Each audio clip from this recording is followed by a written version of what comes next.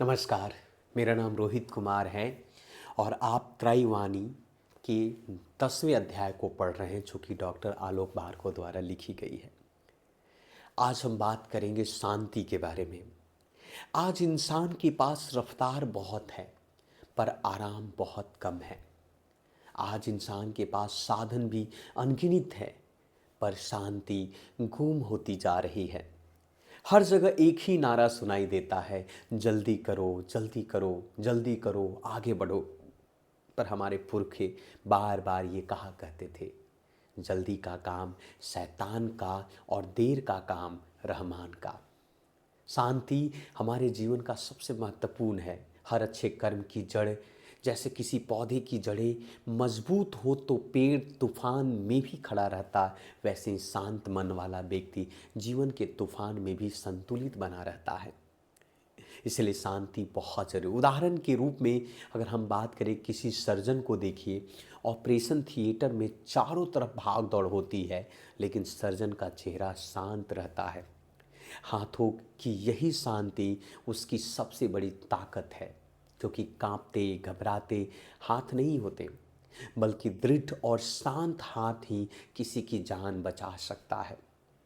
लेकिन शीघ्रता की बात करें, शीघ्रता यानी परिणाम की अंधी दौड़। शीघ्रता तब समस्या बनती है जब वह परिणाम के मोह से पैदा हो, जब लक्ष्य यह हो कि सबसे पहले मैं पहुंचूं, चाहे कुछ भी हो जाए।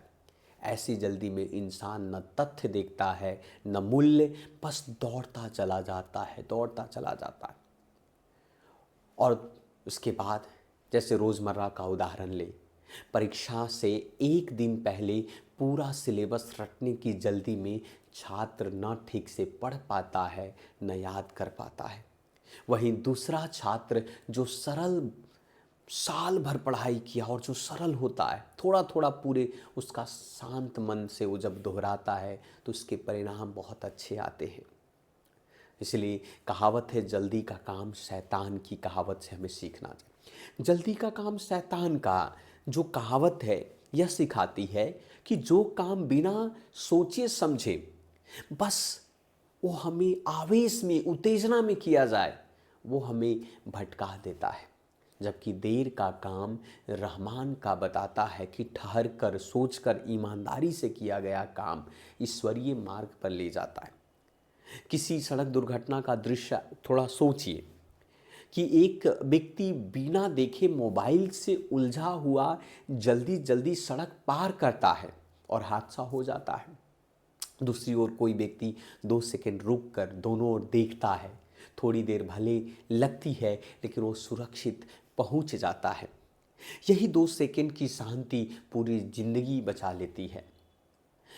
आप ये बातें, यहाँ तक कि मैं विश्व की परंपरा और की भी बात कहूँ तो लगभग सभी धर्म और दार्शनिक परंपराएं यही कहती है कि सच्ची शक्ति बाहर की आवाज़ में नहीं, भीतर की शांति में बसती है। हिंदू, बौद्ध और जैन परंपराओं में भी शांति मंत्र इसी अतिरिक्त संतुलन को जगाने के लिए कहा गया है। जैसे एक मंत्र है, ओम शांति शांति शांति का जो उच्चारण है, 3 प्रकार की अशांति दूर करने की बात कही जाती है। ओम शांति शांति शांति यानी कि पहली शांति बाहरी परिस्थितियों से होने वाली अशांति की है। दूसरी आसपास के लोगों और वातावरण से आने वाली अशांति की बात होती है। और तीसरी और अंत में हमारे अपने मन की अशांति का। जब तीनों स्तर पर शांति का संकल्प लिया जाता है, तभी व्यक्ति सही निर्णय की राह पर आगे बढ़ता है। तो यही बातें हैं कि शांति एक बहुत बड़ी ताकत है। एक विचारक ने बड़ी सुंदर बात कही थी कि दुनिया में 2 तरह की ताकत होती है। एक गर्म ताकत जो गुस्से और जल्दबाजी से आती है, और ठंडी ताकत दूसरी, जो गवाह है कि अस्थाई बदलाव हमेशा इसी ठंडी ताकत के लिए है। इसलिए आज मिलकर यह संकल्प ले कि हम रफ्तार से नहीं, विवेक से आगे बढ़ेंगे, जल्दी से नहीं, योग्य तैयारी से सफलता पाएंगे।